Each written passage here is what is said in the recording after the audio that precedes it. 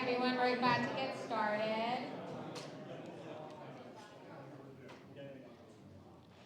Wow, so quiet. Hi everyone, thank you all so much for joining us today for our joint meeting, Georgia ITE and GPA. My name is Bing and I'm the Vice President for Georgia ITE this year. I work at Kimley Horn here in this building. We are super excited to have you guys, and I think our presentation is going to be really exciting. I already looked through some of the slides. So first we're going to have our president's remarks from Christy. Oh yeah, you're first. Well, theirs is later. Yeah. There you go. You're so funny. All right. Should I do like this? Sorry, I have something. I'm hiding in the purse. That's right. So, hi everyone. Welcome to our meeting, August meeting. It's always great to have a joint meeting with Georgia Planning Association. Like being a plan engineer, I'm always delighted to have this meeting. So I just got back last night from Orlando, and a couple of us attended ITE International Conference in Orlando. And guess what? I'm gonna bring you something. All right, so we won the international level best section award this year. Thank you. I mean, this is just a proof of like all of the dedicated members and past and current leaders, committee chairs, and committee members. So I just want to congratulate everyone and thank you so much for your continued support and dedication. So with that, I think enjoy the meeting and lunch and back to Bing. All right. Thanks, Christy. We also are really excited that we have a scholarship award to hand out today.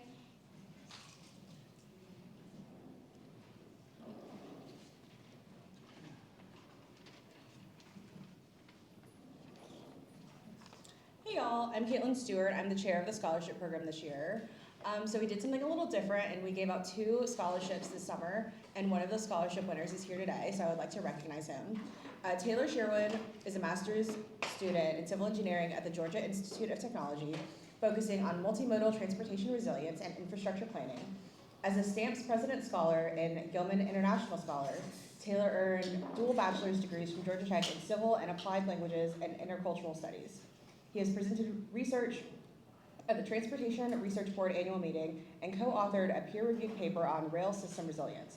His professional experience includes internships with Bolton and Mink in the Georgia Department of Transportation's Intermodal Division. Outside of the classroom, Taylor serves as an expedition leader and a leadership facilitator with Georgia Tech's outdoor recreation program. He has traveled to all 7 continents and is passionate about leveraging his engineering education and outdoor experience to help connect people to place. Please help me in congratulating Taylor.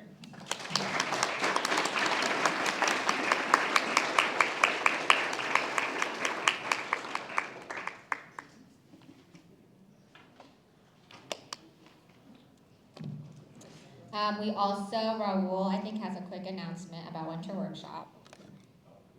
There you go. Thank you.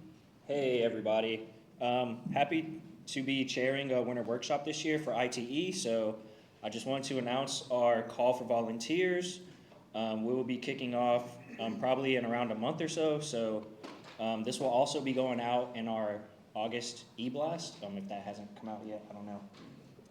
So I'll be the point of contact for ITE, and as you know, it's a joint conference with ASHE as well. So if you want to volunteer, there's a QR code here, and again, it will be coming out in the e-blast. So we're always looking for some good ITE support as usual, so we'll need good people for our committee chairs and to volunteer on the various committees. So if you want any additional info, feel free to talk to me after the meeting today. Thanks.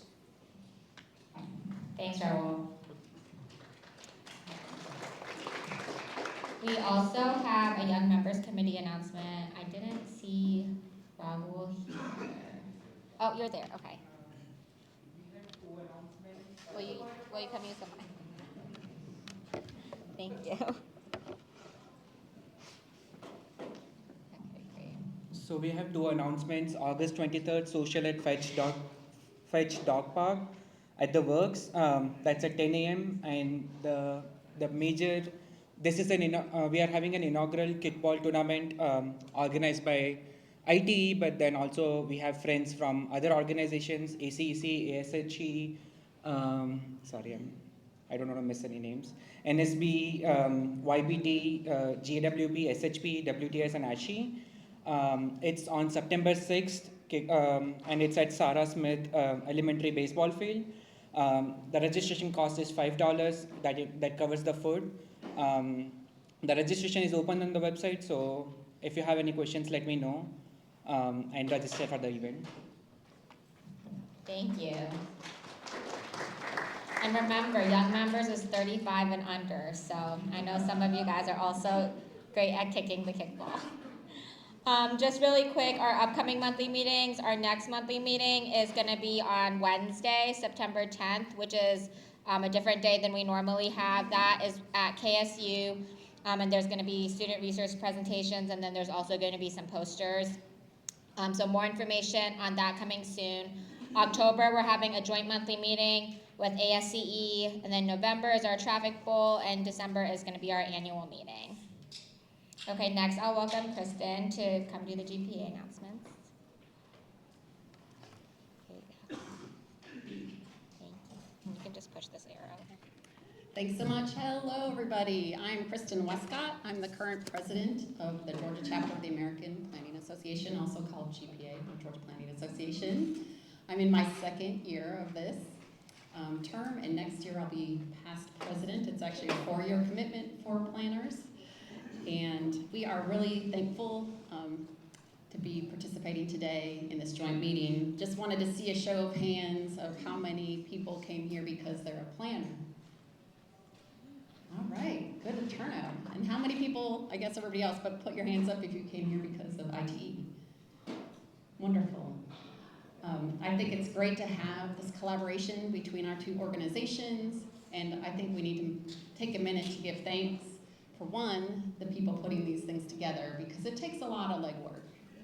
So Bing, Aaron Thorson, others, and then also just thank yourself because you took time today to take advantage of professional development. And that's really important in our field, in our related fields, A and E and P, that we all collaborate together because really every day on a day-to-day basis, who are we working for? We're working for better communities, right? We're making traffic safer, we're making communities better. So just wanted to take a minute for people to think about that. So just a little bit about our organization, and always I'm interested in taking on new members, but typically our statewide organization, we have about 1,000 to 1,100 members. Nearly every single member is a member of both the American Planning Association and the Georgia chapter, but do know if you have interest and you're just an ITE member right now, we have chapter-only memberships, which is a little bit more affordable. And we have members that represent a wide variety of planning, so not just transportation planning, but land use, environmental, and the like. We have a pretty large board, and I'm on the head of the executive committee.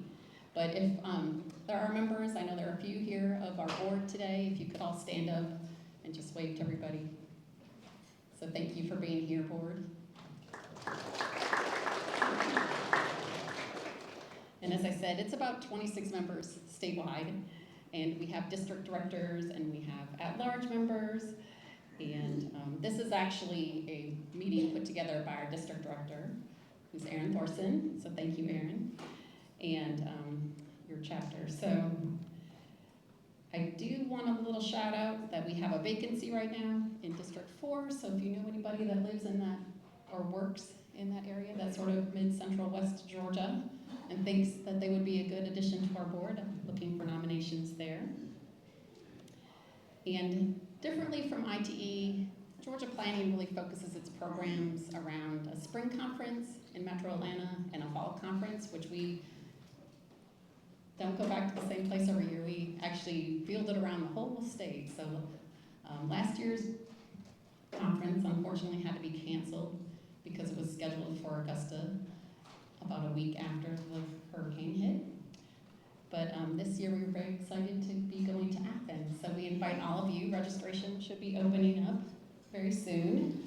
We invite everyone to participate in our chapter conference. It's a great day. It starts on a Wednesday midday, all day Thursday, and a half day Fridays. Other just quick announcements for those who are here that are members of GPA. We have election cycle coming up right now, so if you haven't voted yet, please do that. We also have a reception with the Georgia Tech Urban Planning Program at the beginning of September. And I have a challenge for everyone here. If you haven't met, hopefully you've met the person sitting right next to you, but if you have not, please take a moment to introduce yourself. And then I also challenge you, please do that. Because we're here for professional development, but we're also here for networking.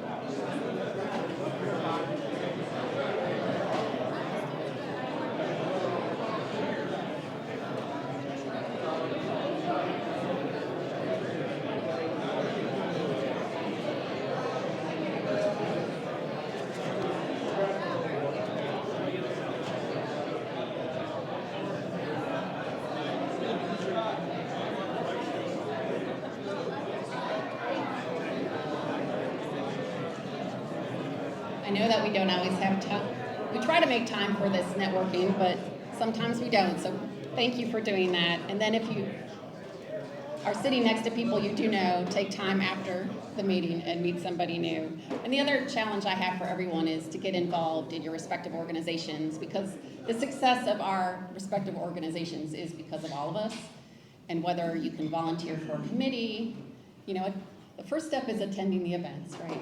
But the second is stepping up into a more active role. So each of our organizations have committees that probably meet anybody's interest. And so I'd really encourage that for all of you. With that, Brian from HDR is here to give a moment about being the sponsor day. And thank you so much for your organization sponsoring this lunch today.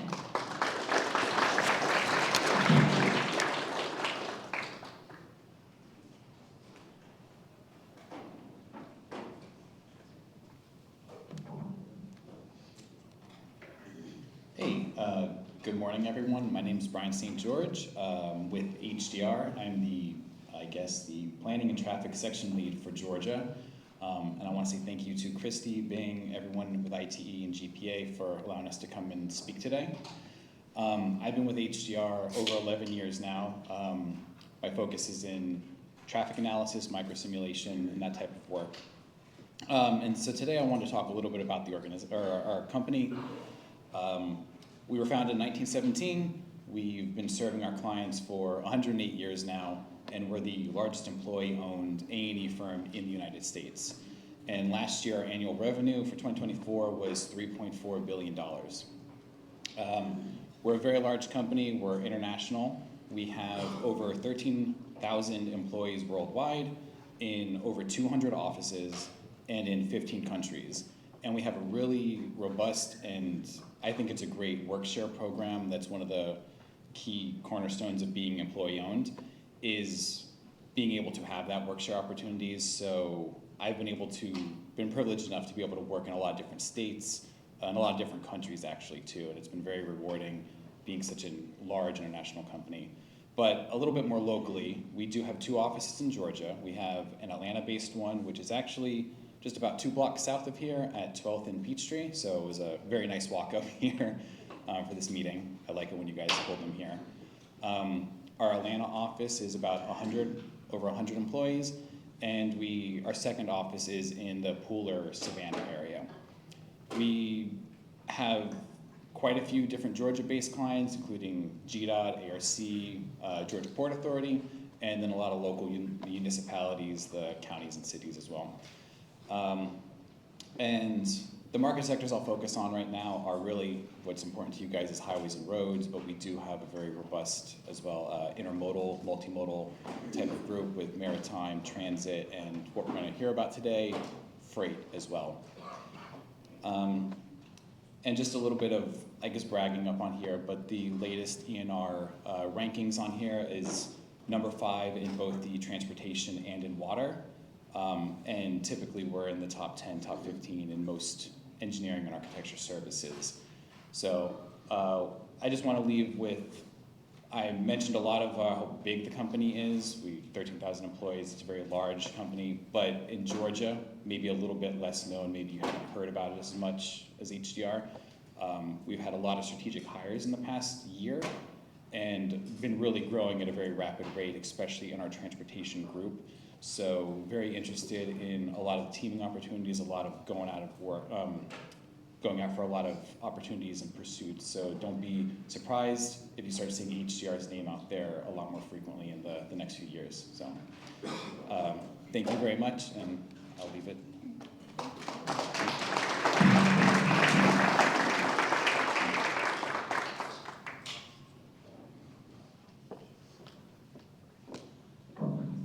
Sorry, guys. Good afternoon, everyone. I'm Erin Thorson. Kristen mentioned earlier, I'm the district director for District 3 for the Georgia Planning Association, which encompasses Metro Atlanta. And I'm happy to be here today to introduce our speakers. So I'm just going to go ahead and read a little bit from their bios in the interest of getting straight to the presentation. First up, we have Daniel Studdard. Daniel has spent 20 years in the planning profession and is a planning administrator at the Atlanta Regional Commission. In his role, he leads other staff and manages projects that conduct long-range transportation planning for the Atlanta region with a focus on freight, EV, alternative fuels, ITS, and TSMO. He was the project manager for the 2024 ARC Regional Freight Plan and for all of the completed ARC Freight Cluster plans, and had managed the Freight Advisory Task Force for over a decade. Before joining ARC, Daniel spent a decade doing transportation planning and traffic studies for consulting companies, as well as a few years in the communication field. He's also a past president of GPA and has held many other roles, including on TRB's Urban Freight Committee. Next up, we have Jonathan Nicholson.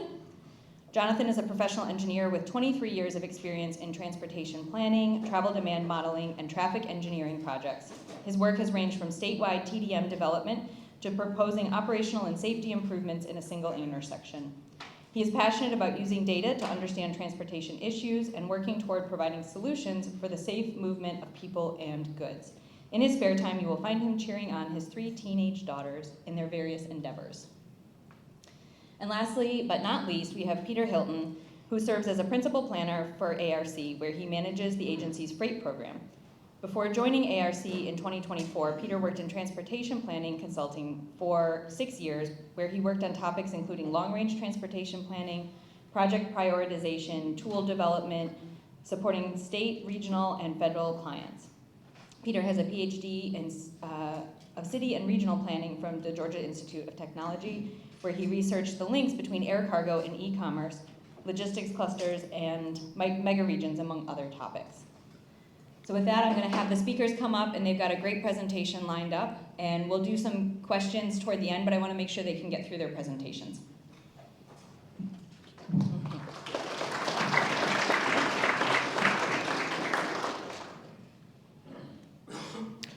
Well, good afternoon, everybody. I appreciate the opportunity to speak here today. This plan was a little over 2 years in the making, so definitely want everybody to know about it and make use of it, because we hope there's a lot of resources available for you. We know most of you don't call yourselves freight planners, which is why we wanted to have these resources, so you would have some assistance and make use of it in your day-to-day planning and engineering work. Figured I was talking to a bunch of transportation engineers and probably a lot of transportation planners today, so I decided I would start by talking about land use and development. What you're looking at here is a heat map from early on in our planning process for the 2024 freight plan. You're looking at quarter 4 2022 industrial development located in the region. This is based on CoStar real estate development. This heat map showing all of our industrial development, and in total we had over 700 million square feet of industrial development in ARC's boundaries at that time. Yet in a few other counties just outside of our boundaries, and we had over 846 million square feet. It's hard to really think about those kinds of numbers. What we've kind of come up with as a as a way to think about it in reality is that a Walmart or a Target, not a supercenter, but a traditional one, no groceries, that type of thing, it's about 100,000 square feet.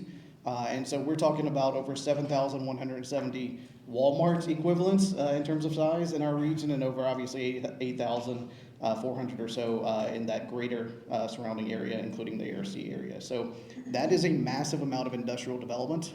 And we focus on this in a transportation plan because all of these industrial developments generate a lot of truck trips, both origins and destinations in the region. So it's hugely impactful to our transportation network. Also, the dotted lines that you see here, those are what we call our freight clusters. We identified those in our 2016 freight plan. Those are the locations where we saw we had the most industrial development in the region. Obviously, we have other areas with industrial development as well, but those were the highest concentrations of it. And as a part of the 2024 freight plan, we updated those freight clusters. We took those existing 7, split a number of them up, we tightened up the boundaries, and then we added a number of new ones. One of our sub-consultants was actually Kinley Horn. They did a very deep dive of going into this land use data.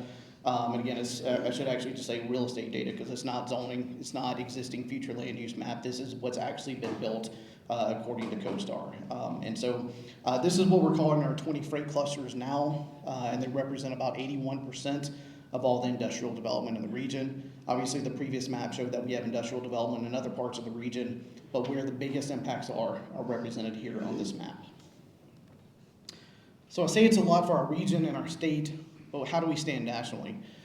On the left, this is more recent data from Q1 of this year.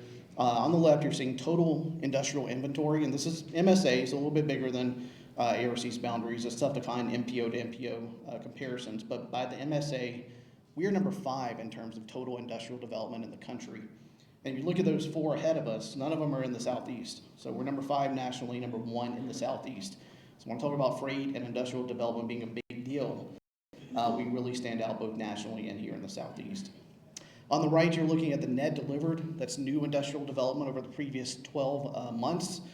As of Q1, we were 4th on that list. We obviously go up and down a lot more in the category on the right because it kind of comes down to timing of when something's built here versus elsewhere. But we're pretty much always in the top 10, if not the top 5 right there. So we really stand out in terms of Metro Atlanta and Georgia. We stand out nationally in the Southeast when it comes to industrial development and all of the truck trips that they generate. So right here, what we're looking at is e-commerce spending as a percentage of all retail spending. This goes back to 2011, where e-commerce spending was about 5% of all retail spending. You see a pretty steady growth rate until 2020 when COVID hit, and you see it just kind of skyrocket up to 16%. It slowed down a little bit, but dropped down to about 14% there in 2022.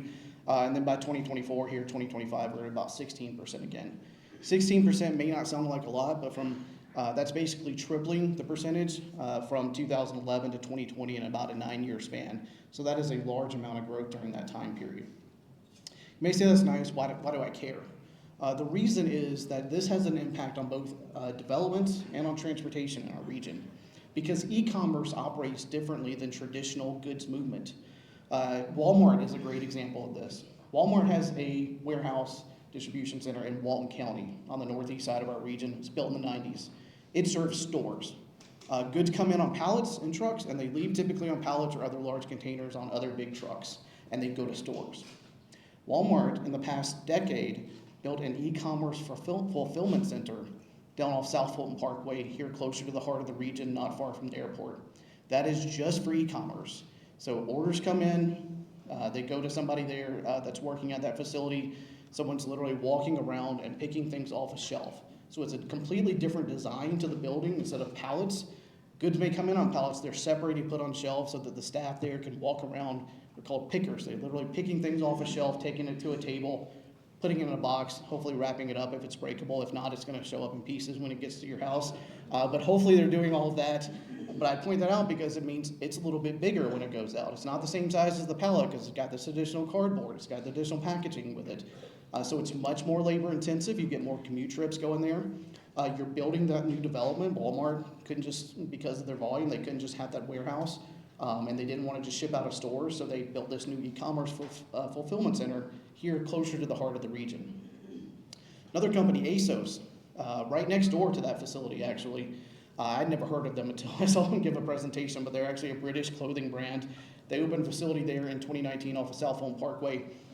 It is their one and only North American fulfillment center. So anybody who orders from ASOS in North America, it comes from right here in Fulton County. And so when I talk about us standing out nationally, that's one of those examples. It's e-commerce based. It was new growth of industrial development, new growth of truck trips because of that development. It's good for jobs, but certainly has an impact as well. And I haven't even mentioned Amazon yet. Obviously, Amazon, they used to have one or two warehouses in a place like Metro Atlanta. Now there's like 10 or 12. Pretty much every direction you go in our region, there's a warehouse for Amazon. And so they have new development, but they're obviously also out there making a lot of deliveries. And so all of this combines to have a big impact on development in our region and truck trips and commute trips too in our region. So let's look at the numbers. In terms of commodity flow data, when we started this plan, we decided to use 2019 commodity flow data because it was the most recent data available that hadn't been impacted by COVID. So in 2019, we moved 231 million tons of goods at a value of nearly $400 billion. Obviously, that has a big impact on our infrastructure and a big impact on our economy and on jobs. Looking ahead, we use two different data sets, the Federal Highway Administration FAB data and then the S&P Global Transfers data set to look at future growth. One of those gave us a growth rate of about 69% from 2019 to 2050, and the other about 118%. Wherever we may fall in that growth, that is a lot more truck traffic, a lot more goods movement in our region. So we're already moving a lot, having big impacts, and we expect a lot more of that in the future. Part of that's because we're a growing region, a lot more people coming here, other businesses opening. But part of it's because Georgia Ports Authority is very good at what they do at the ports in Savannah and the port in Brunswick. This photo here is the OOCL Iris, the largest capacity vessel to ever call on the port of Savannah. Some years back, actually before that, Panama Canal expansion was completed. A couple years after that, Savannah Harbor expansion project was completed. After that, you could get these what's called post-Panamax ships up the river to the port in Savannah. And so these larger and larger ships keep going there. On a big ship that's the largest goes out, they send out their drone and take a photo like this. They send out a press release and I grab the photo and put it in my slide deck.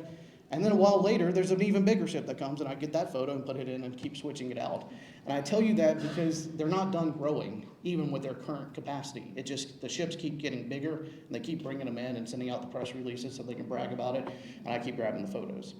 Right now, they've still got that capacity, but their choke point now, what you can see off in the distance is the Talmadge Bridge. The ships are getting too tall to go under it. Even though they've dredged the river, that bridge is the choke point. GDOT did a study, and last I checked, they were planning to begin raising that bridge in 2026. I don't know how that works. I'll leave it to engineers to figure that out, but I know that that is their plan, was to raise the bridge starting in 2026. Talked a lot about data. I want to stress we also did a lot of outreach. We talked to private sector, UPS, Amazon, Kroger, so many others, Home Depot. We did surveys, a variety of things. But we also did what we're calling our jurisdiction level sessions. We set up a meeting with every county in our region, invited multiple departments, we invited staff from cities, we invited staff from CIDs. This is just, there's a lengthy report about it, but this is kind of the big picture highlights of what came out of it. Don't want to read it all, but just hitting on a couple things. Truck parking, absolutely a big deal in many of the counties in our region. There's simply not enough truck parking for overnight needs nationally or in Metro Atlanta, and Peter's going to touch on that more in just a few minutes. Workforce, there's definitely challenges of just getting workers at a lot of these businesses, and what part of that is actually they don't have a reliable transportation. Knowing that so many of us work in transportation, I want to say it's important to have a way to get to these jobs. It's great that we're in Midtown Atlanta and we have MARTA access right here. We can easily walk from a MARTA station to get here. But areas like this, you're never going to have a heavy rail station, but you got to keep in mind you need ways to get there other than just driving yourselves in a single occupant vehicle. Local delivery, curbside management, delivery issues. We heard about this in a number of places. A lot of it's in activity centers, but the phrase I heard the most was those Amazon drivers park anywhere. And it was like word for word, I heard that in so many jurisdictions. It wasn't simply that they would park in downtown areas, activity centers, that happened too. But there were a lot of locations where it might be a local road, a collector, a minor arterial that had residential development on it. It wasn't a neighborhood, but it had residential development on it. And they would just park on that 2-lane road. They wouldn't pull in the driveway. They just park on that 2-lane road because that's faster and easier for them. And then they run and make their delivery. Of course, that causes traffic congestion. It's a safety issue. You may get rear-ended. A car has to go into the lane of opposing traffic to get around. That creates a safety issue too. So that is a growing problem. That wasn't as much on my radar. I expected it in curbside in areas like Midtown Atlanta, but didn't expect that specific language. And it was always Amazon. It wasn't UPS, FedEx, Post Office. It was Amazon. Amazon jobs are more gig economy jobs. UPS, FedEx, Post Office, those are more careers. Getting in the weeds there, but that's why Amazon kept coming up. And so I point all this out to say that we didn't create these issues, but they're ones that we're having to deal with that I'm hearing from local planners are a problem. Again, not even on my radar, but keep it in mind. Why I say we have to consider freight on our planning and engineering work is because problems like this come up, impact traffic operations and safety. So I've been talking a lot, so now it's up to Jonathan to take over, and he's going to walk us through some information on truck classification counts.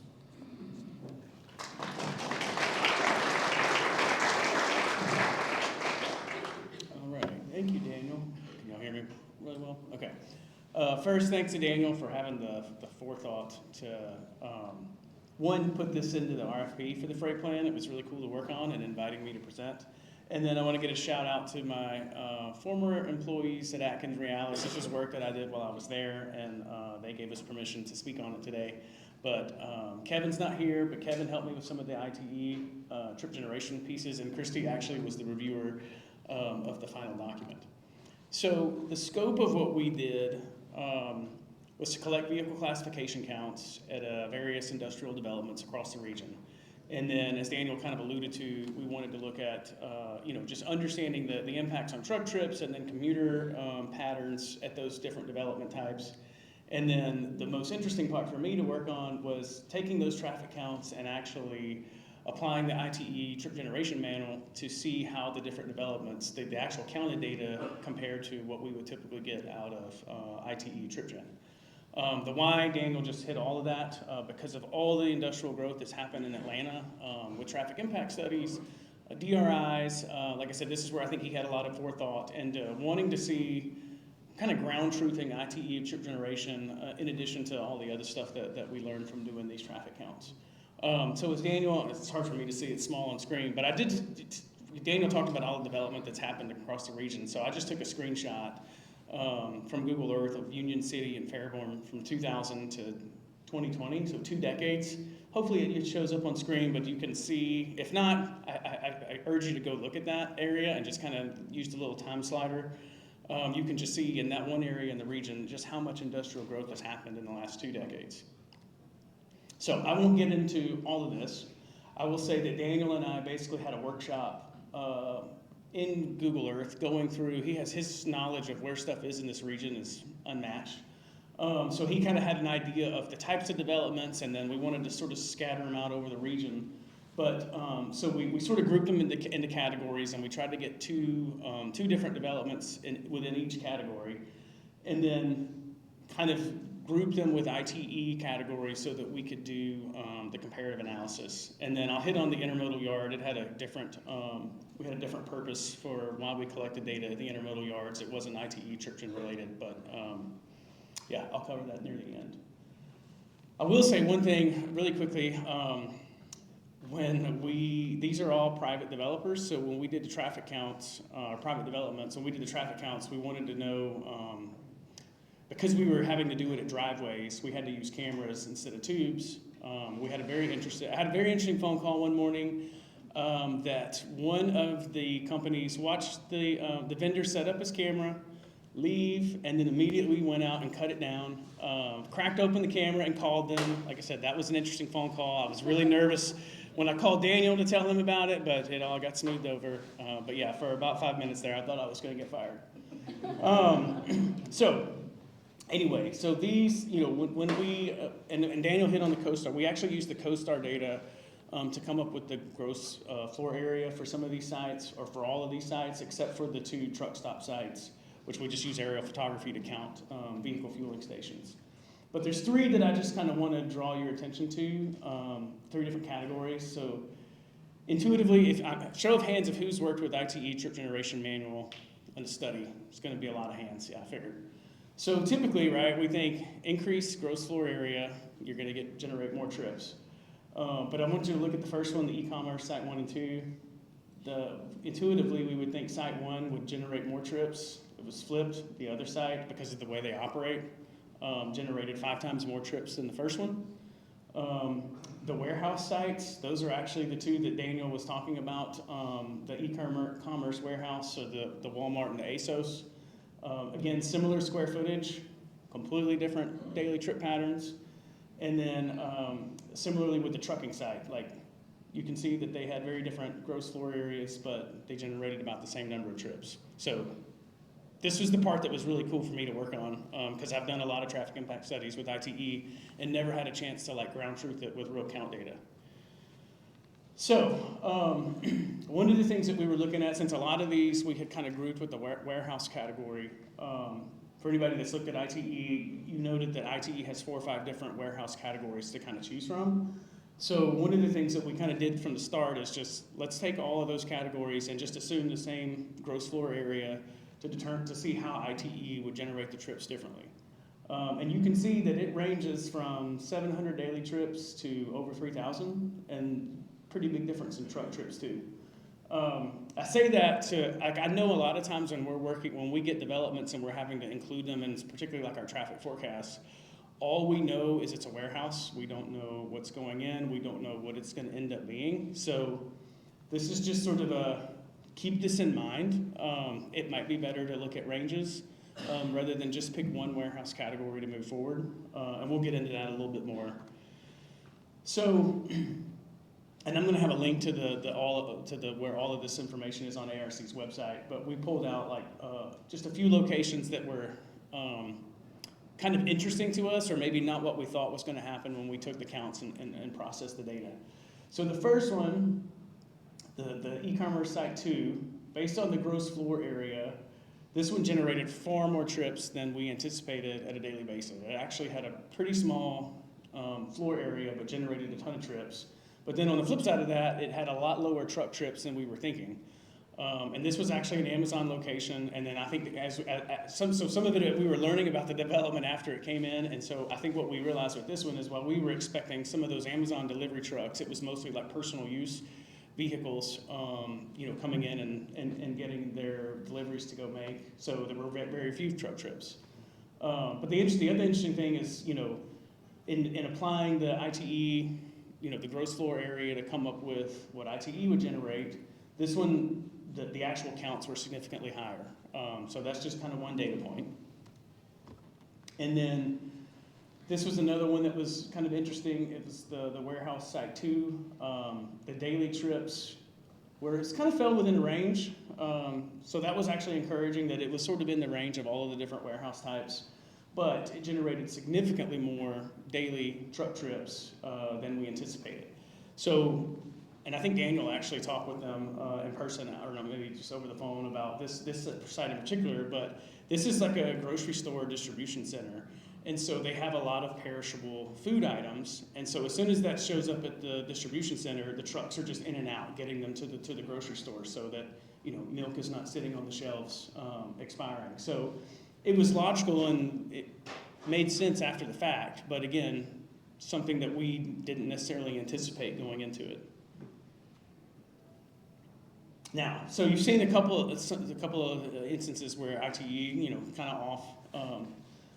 Amazingly, the 2 truck stops that we took counts at, ITE nailed the truck trips.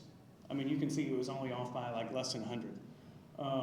So this one, we like I said, we had to count the number of truck viewing positions, and we did that through aerial photography, and that's the independent variable. But it's also, I was kind of amazed at 2,000 trucks going in and out of this truck stop every single day. And then the second one, similar. It was, like I said, I was pretty astounded at how close ITE was to generating the daily truck trips. So, just overall observations. When you're working on a traffic impact study, carefully consider, particularly if it's a warehouse. Again, I know the struggles. Oftentimes we don't get much information around what type of warehouse it's going to be. A lot of times we don't even know who's going to be in the warehouse, which impacts the operations. So again, it might be the less information you know about the development, I would just highly recommend considering different ranges of numbers instead of just focusing on one. You can find the full traffic count summary memorandum that has all of those different slides that I just went through for all of the sites that we collected data on. It's on ARC's website. And one thing I did want to say, Christy, is since you guys just won that award and Georgia ITE has such a good reputation, is with all the big data that we have out there, I don't know if ITE is considering at a national level of cracking open trip generation and kind of using some of that data to look at how, the operations of some of these industrial developments has just changed so much that it might be an opportunity. So I feel like with your award, maybe that can be something that Georgia ITE brings up if it's not already under discussion. So. The TripGen, the next version is coming up next Monday. Okay. Oh, good deal. Next Monday with the pickleball courts and all. Okay. Oh, awesome. That'd be great. So yeah, I'll have to run this through again and see how it compares. But so that was the classification count data. There were some other things that we did as part of the travel demand model update. So for those that work with ARC's model, there's a component to it that has truck zones. But essentially, like ARC, the model, when it generates truck trips, it's primarily using employment data, which works well in some cases, not so well in other cases, particularly at some of these distribution centers. So the truck zones are basically just an attempt to sort of correct that. It was originally implemented in the mid to late 2000s, and it kind of been updated here and there, but not like a major update. So that was one of the things as part of the freight plan is we completely updated that for the entire area. We started with aerial photography. It's pretty easy to see from a rooftop review, just kind of scanning the region where industrial development has happened. But then we layered on top of that some RIDIS truck GPS-based data to see kind of RIDIS-based hotspots. We used the freight clusters, the updated freight clusters that Daniel mentioned, and bless you. And then we just, after applying these updates, running the model, we looked at estimated truck volumes versus GDOT classification counts. So with all of that, the number of truck zones increased from less than 140 to almost 450 throughout the region, which, again, to Daniel's point from earlier, just you start to see the impacts of all the industrial development and how fast it's grown in the Atlanta region. And then the intermodal yards, again, the employment data, particularly at intermodal yards, does not tell the full story of truck trips. So we wanted the model does include a piece of the intermodal yards to generate the truck trips coming in and out of there. So we did classification counts at the truck entry and exit gates, at the 3 active intermodal yards. So, between 1,500 and almost 3,500 heavy trucks in and out of the 3 yards per day. So we used that data to update the model so that it would be more accurate at those locations. And I think that was it. So Peter.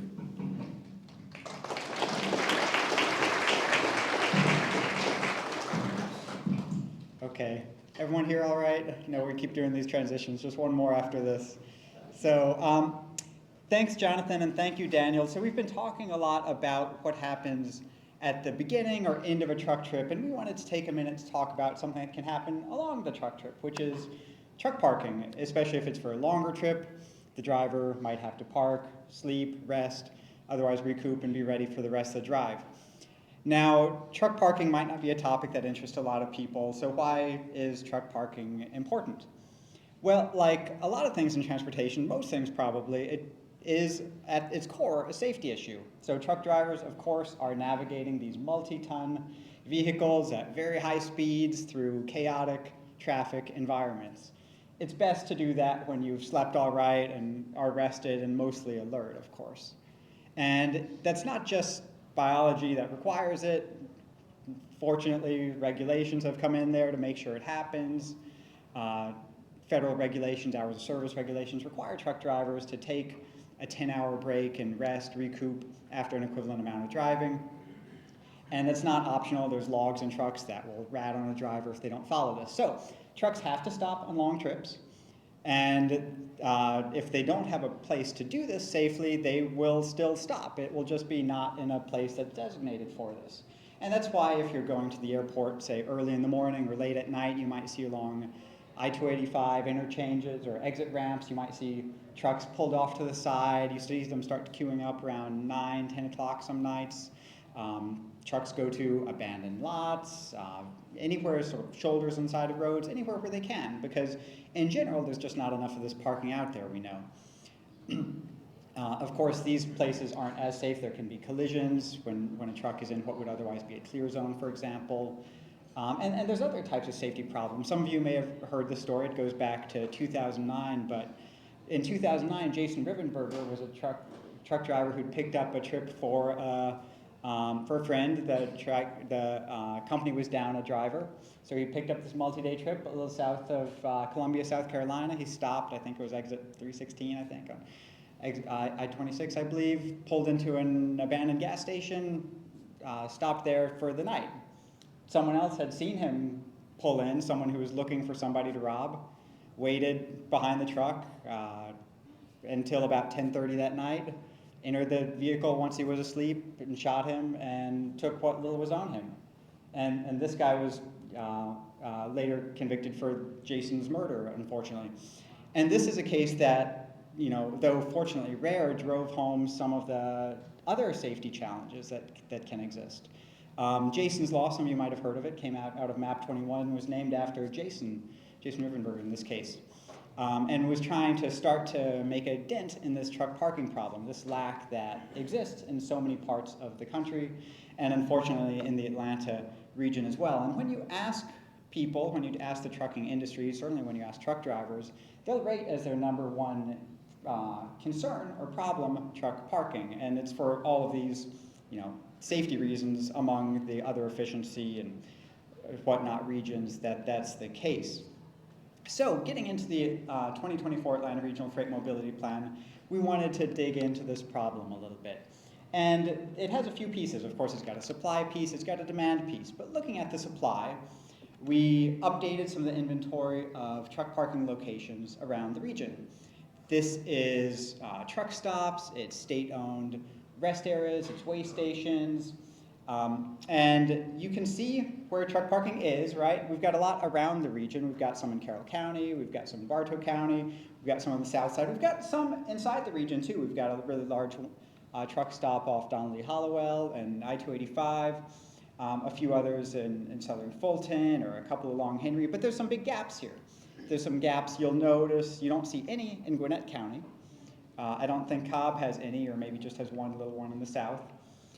Henry is pretty low, right, considering all of the freight trips that go through Henry County. Rockdale, Newton, we could go on down the list, but there's a lot of gaps in this map too. So we've got the supply side. We've got a large number of spaces in an absolute sense, but we've got some gaps throughout the region. So what we wanted to do was try to compare this to supply. And this is a difficult thing to do, as you might imagine. There's not perfect data with demand, to compare with demand. But FHWA developed a methodology that, when you apply it, gives you an order of magnitude estimate. So I want to emphasize that order of magnitude, no false precision with the numbers. But when you start to compare with just the core Atlanta region, bring in all of Carroll County, even though only part is in the MPO area, we can start to compare supply and demand. So we've got a supply, depending on exactly where you draw the boundaries, 1,300 to 1,500 spaces in the region, depending on exactly where you draw the boundaries. But using this order of magnitude methodology, we've got demand just inside the region that's way more than that, about 4,000 spaces demand. So way more than the supply that we've got. Some of that, a little bit of it, might be able to be met around the region. We had some extra ones, you remember, in Bartow County or in some of the counties right outside the region. Some of that can spill over, but it certainly all can't. And even when you bring in those adjacent counties, this is more demand than they had there by at least a few hundred spaces. And again, they can't all go over. So notice a few of the counties in particular that are showing up here. Gwinnett County, right, zero supply, 500 something space demand. Cobb County shows up high, some of the other ones we were looking at earlier. Henry County has a few hundred spaces of deficit in its demand versus supply. Rockdale, Newton, Cherokee, you know, we could go on through the list. Even the one I mentioned, that large truck parking facility off Donnelly Hollowell, around 285, that's giving what we've called here, that's right around the cutoff for sort of what we've called northern Fulton and southern Fulton, but that's right around the cutoff. So ostensibly it has an excess, right? But of course it's getting all the overflow from everywhere else. So that's one of the prime locations actually where if you're going to the airport really, really early in the morning for your 6:30 flight or something, right around there is where you'll see large numbers of trucks parked along I-285. So the main takeaway, right, we have a regional deficit of truck parking. We have, it's concentrated in a few areas, but it goes throughout most of the region. Now, I wish I could say there was a silver bullet to solve this problem. Like also most transportation problems, it's a little complicated. There are some things that we can do to reduce the barriers that might exist to creating new truck parking. Of course, you can get new truck parking through public action, say new rest areas. Those aren't being built that much, though GDOT is definitely putting some in place throughout the state. And through truck stops as well, which are commercial. Zoning is one of the things that can make it difficult to do that. Of zoning and associated permits that you need. So of course zoning is a local issue and is a local government prerogative to decide how they manage their land. But one thing that we wanted to put together as part of the 2024 Atlanta Regional Freight Mobility Plan was a template or a set of guidelines that they can use as a starting point if they decide to. That will try to accommodate truck parking like we've been talking about in a way that provides what truck drivers need, provides the amenities, the bathrooms, the security that they need, and also is not a nuisance to the surrounding community when cited appropriately. So it looks at things like buffers, it looks at things like lighting, fencing, and other amenities there, primarily to serve the truck drivers, but that also might, in some cases, stores and things be useful to the surrounding community. So we've created this template. It's part of our plan. It's on our website. That really is a starting point, as can be customized as needed, but I think a starting point to help get people off the ground when thinking about how you might accommodate that.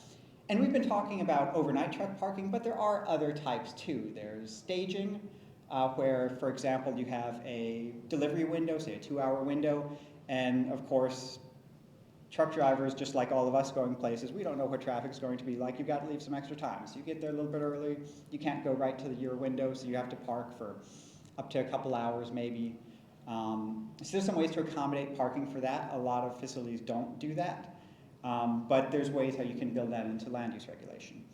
And long-term industrial storage or long-term parking between trips, especially for owner-operators, they can't just park in their driveway. They need a place to park too. So we've tried to create some guidance around all of these.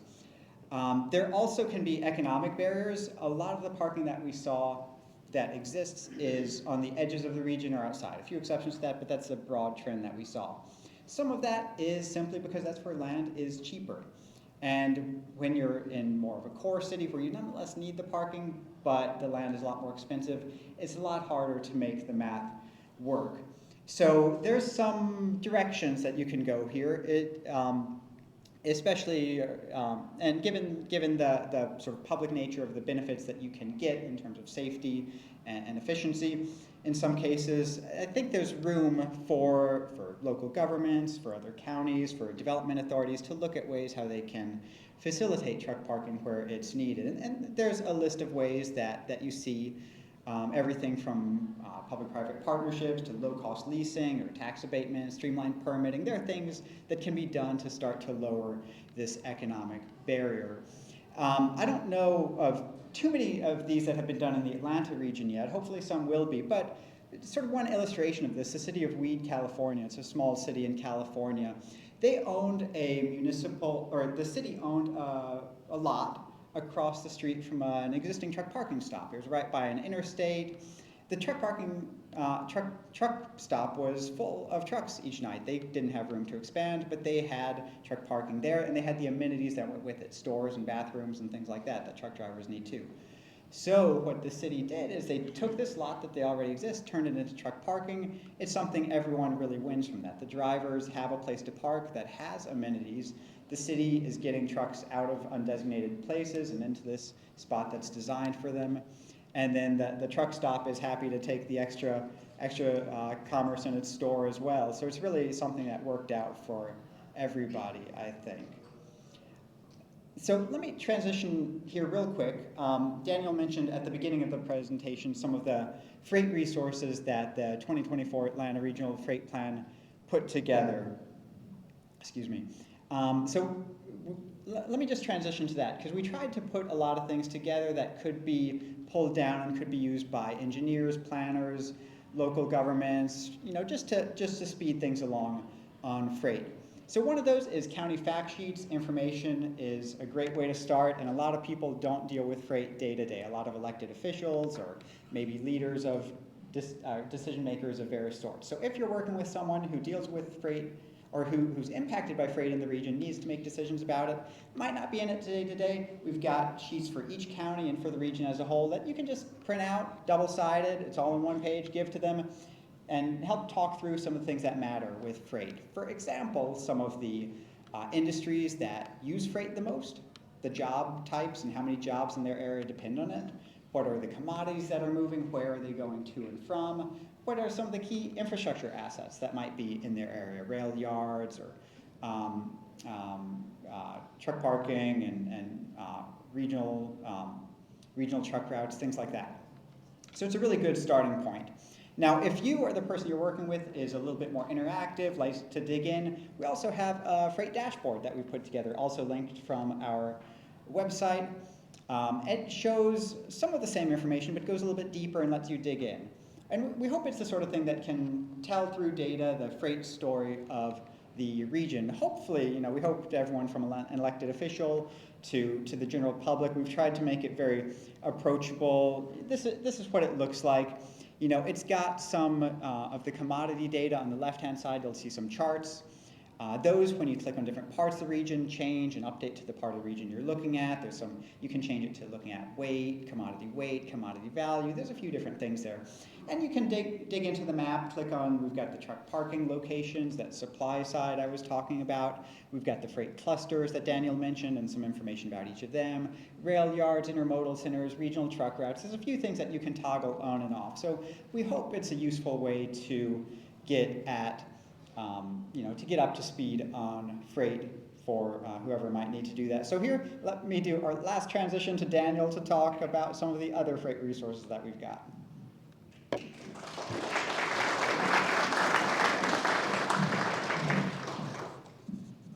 Well, thank you, Peter. We are in the home stretch. I know we're running low on time to get some questions, so I'm going to see if I can hit some of these slides quickly. But I do want to talk about our Freight Design Guidelines handbook. Peter mentioned resources. This is by far the longest and most detailed resource on our website. By itself, it's about 150 pages. That's because we covered a lot. We know that freight has a big impact on our region, as we've been talking about a lot. We want to be able to move freight safely and efficiently as much as we can. We also want to mitigate the impacts of all that freight and industrial development. So we designed this looking at industrial areas, at different types of activity centers, different needs there. Parts of it focuses on transportation and public infrastructure. Parts of it focuses on more the private sector design side, what's happening on a parcel or at the building level, at loading docks, things like that. So it covers a little bit of everything. Some would say this is version 1.0 because I think there's probably still some things I want to do to it, but also we know once people start using it, you may find things you like, things you hate. And we want to hear about it, what works, what doesn't, so feel free to reach out with any questions, any comments you may have as well. Just a few examples of some of the things that are in there. This is from some of the industrial guidance, calling out the need for supplemental signal head faces. Probably not anything new for IT engineers, but planners may not think about this as much.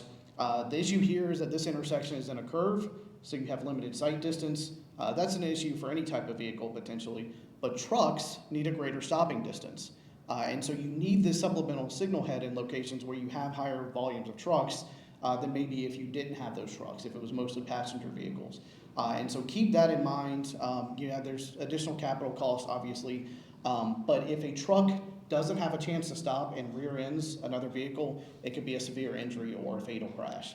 Two cars rear end each other, it's probably minor injuries or no injuries. So certainly the cost of this is pretty minor compared to the cost of a crash like that.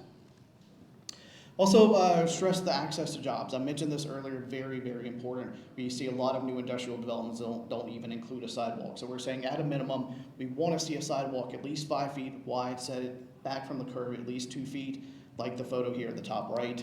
Of course, you can do more, wider sidewalks, streetscapes, rails, whatever. There's better things you can do, but at a minimum, every new industrial development should have that 5-foot sidewalk. These developments cost many millions of dollars. 5 feet of concrete is not going to break the financing of that new development. I don't care if they complain, they will be okay. They'll still make money. But that's just the first piece of it. You still have to get on site. These are typically large parcels with large buildings. They usually have at least 2 driveways. As Jonathan can attest, many of them have many, many more driveways, as we found. But those driveways often don't have any sidewalk next to them. And so a pedestrian who's walking in either has to walk in the driveway and risk being hit by a car or a truck, or walk next to the driveway, at which point they're walking in the grass or the dirt or the mud, whatever might be there. Again, we think of it a little bit transportation, but it's on site. So it's something that in that design review process, if you're more on the land use zoning side, this is a requirement to put in place there or to consider in a DRI review process potentially. The photo here is an example of doing a little bit better. This is actually that e-commerce Walmart e-commerce fulfillment site I mentioned earlier. Walmart, good, bad, love them, hate them, but they do pretty good when it comes to supply chain actually. So what you're looking at here, you've got a MARTA bus stop with a shelter out front.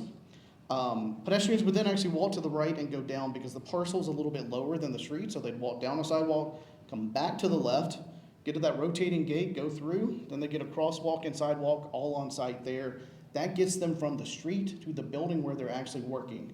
5-foot sidewalk next to the driveway, that would work too, but this is actually a shorter distance, makes it much better for folks who are commuting via bus to then get to the actual workplace. Much better design, what we're seeing right here with this Walmart facility. Lastly, mentioning some of the impacts in more of an activity center. Like I said, we want trucks to be able to operate efficiently and safely, but we also want to mitigate those impacts on other modes. You're seeing here in the top left, this trucker pulled up to make a delivery to a loading dock.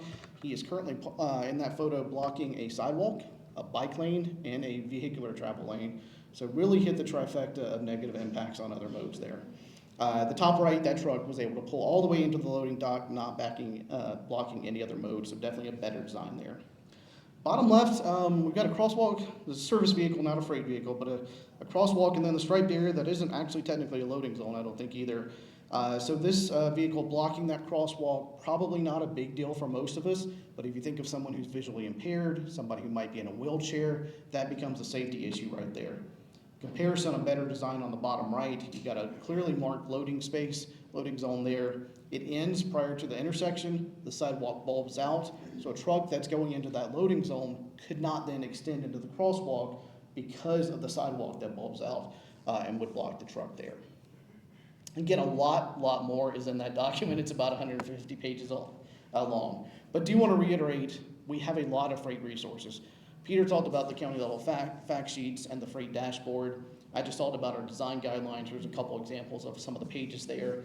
Lots more information. So if you work on the transportation or land use side, please take a look. There should be information that's relevant for you there. Jonathan went into some detail about our classification counts. That's, of course, available on our website as well. Things we didn't have time to get into, more details on freight clusters, individual information about every single cluster.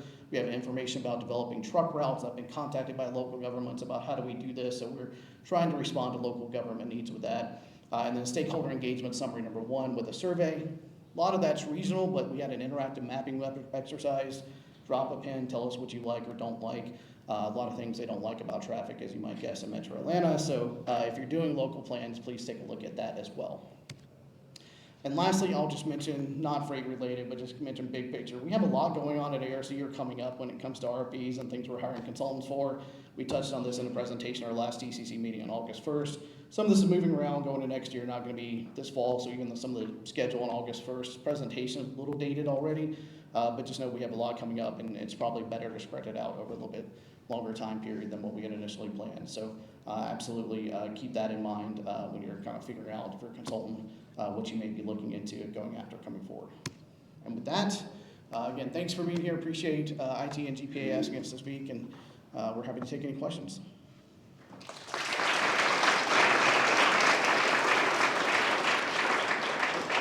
Kai? Thanks for the great presentation. In terms of the fifth generation, did you use the data to think about beyond the floor area, other variables such as number of truck bays and loading docks, facilities, service area, or any of them? We thought about it, but, so did we, what I heard was, from the ITE standpoint, did we consider, outside of gross floor area, did we consider other like independent variables like loading docks, that sort of stuff? Did I get that kind? Yeah, we thought about it, but we also had to, we had a budget to work within, and we had to use what was most readily available. So from the, that would be a good follow-up, Kai, on, see if there are other independent variables that better answer the question. But the CoStar data had gross floor area readily available to us. So we were able to get that within a few minutes, so that we could move forward. But yeah, that would be another interesting exercise.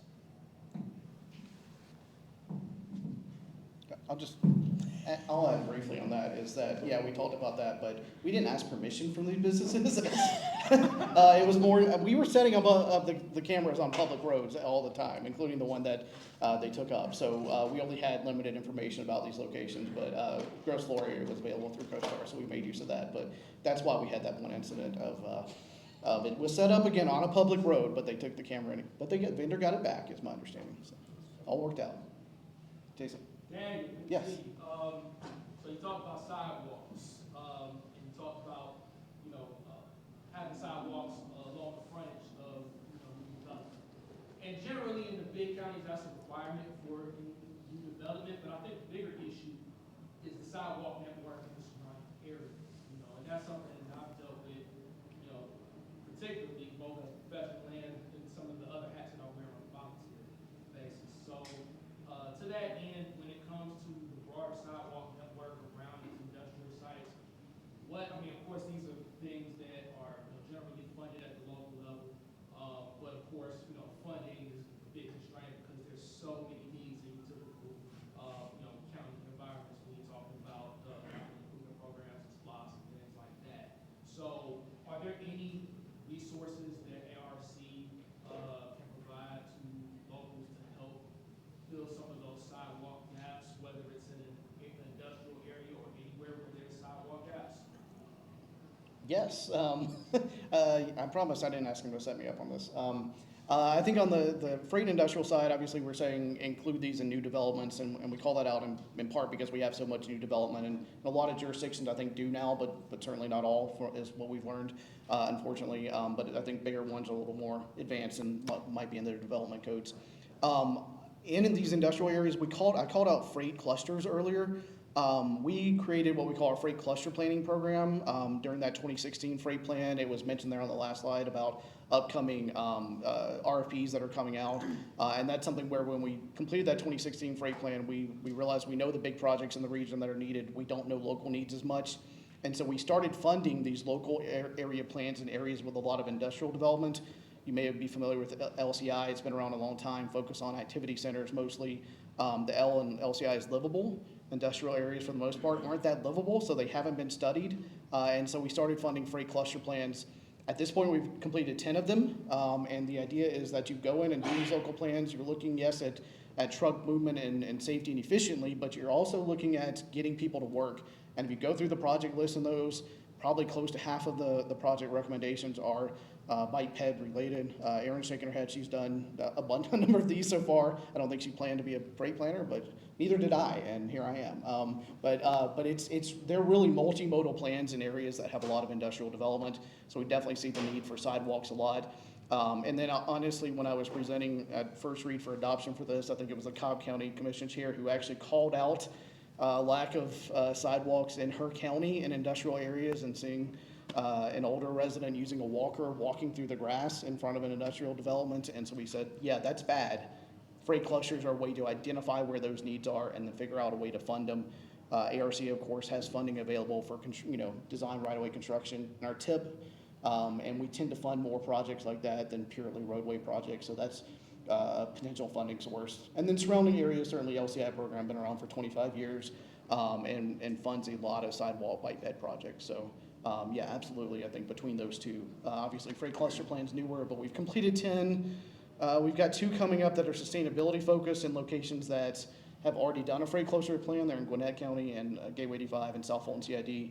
2 more, Douglas County, Gwinnett County coming up whenever they want to release at this point. We're waiting on the GDOT contract for a long time, finally got it. And then we've got applications this year, so more will be coming. So we didn't know the interest level, but it's been we've been happy with the interest so far, without a doubt. So yeah, great question. Yes? I have a question for Peter about the partnership development or the parking, like development partnership. What's the biggest challenge today? 'Cause it seems like in Atlanta, like shared parking, I realize that trucks can't park everywhere, but like there's so many shopping centers or mega churches or wherever that have so much parking that's not being used. And actually, Dan, you might have some thoughts on this because I think you've looked into it.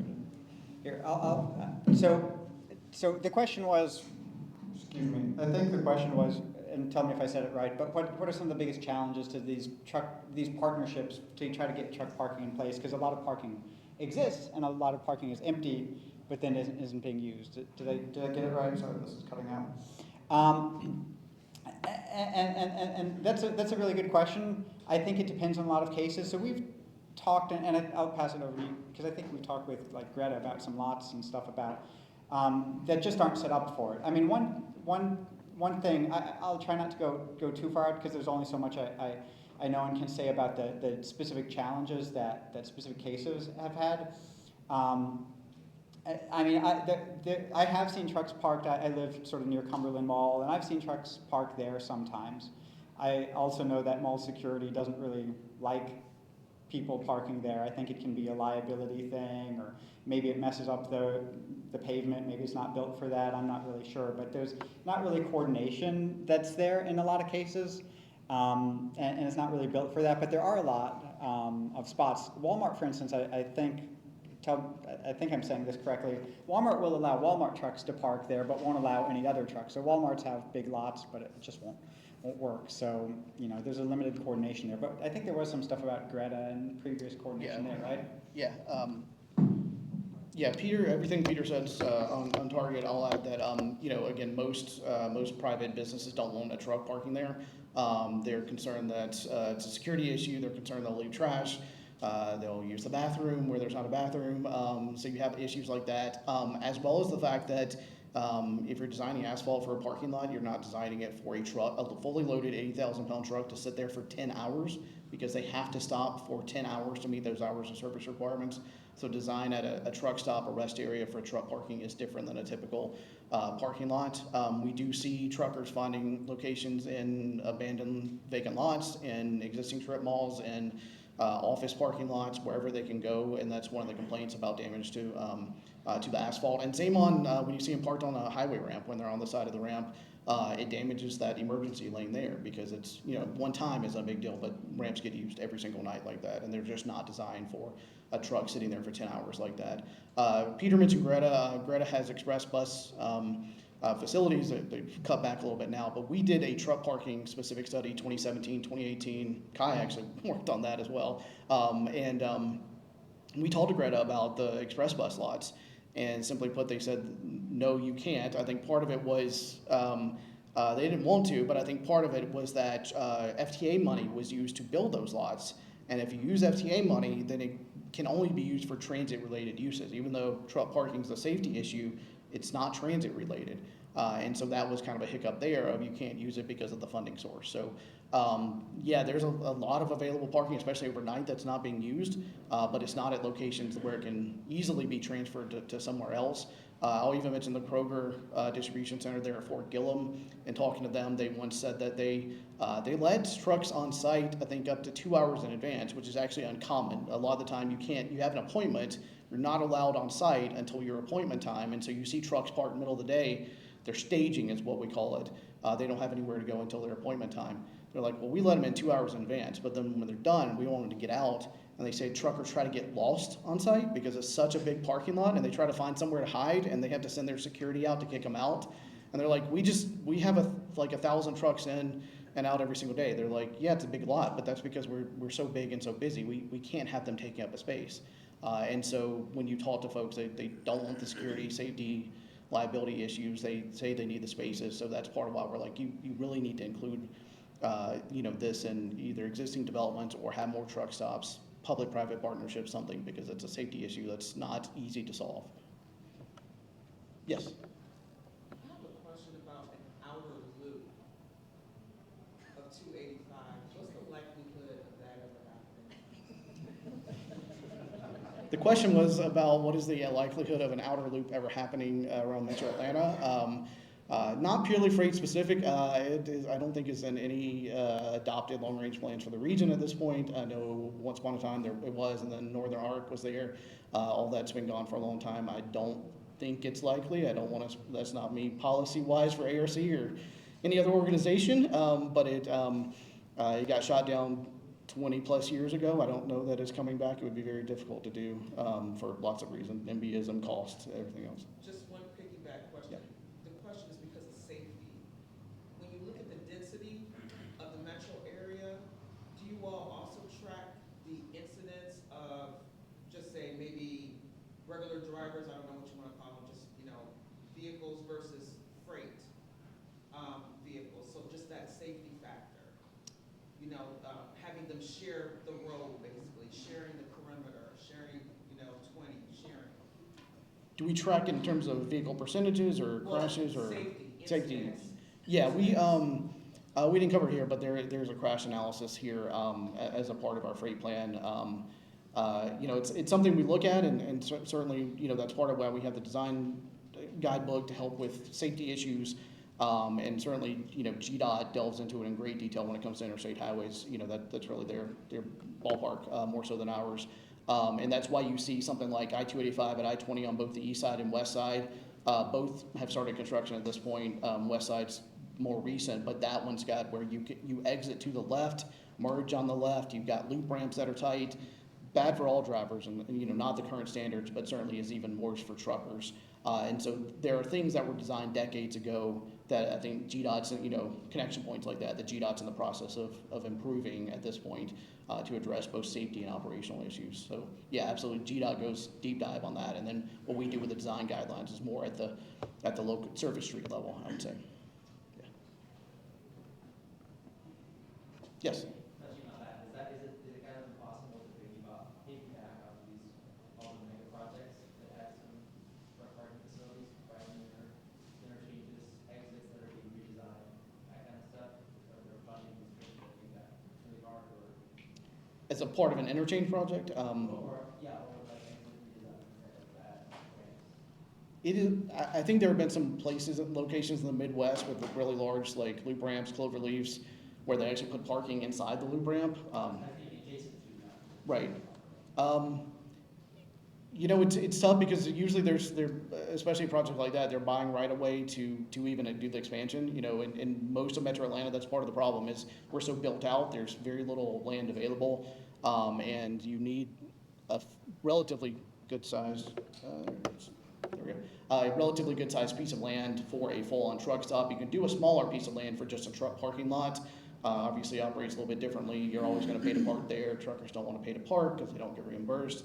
If you're going to a truck stop, you might pay, but it might be like you pay to fill up with diesel and you don't pay kind of thing. There's a deal. There's something happening where it's more cost competitive to go to a truck stop. So it's definitely a challenge like that. I know GDOT has delved into this in their state freight plan. Have looked at are there opportunities on existing land. I don't think they've really found any of existing right away, except for they are expanding some existing rest areas throughout the state. We don't have any rest areas in Metro Atlanta because our highways expanded so much. But in other parts of the state, including not too far outside of our region, they are doing some expansion where they already own the land. And I think, according to Aaron, we are at time. So thanks again for being here. I appreciate everybody coming out today.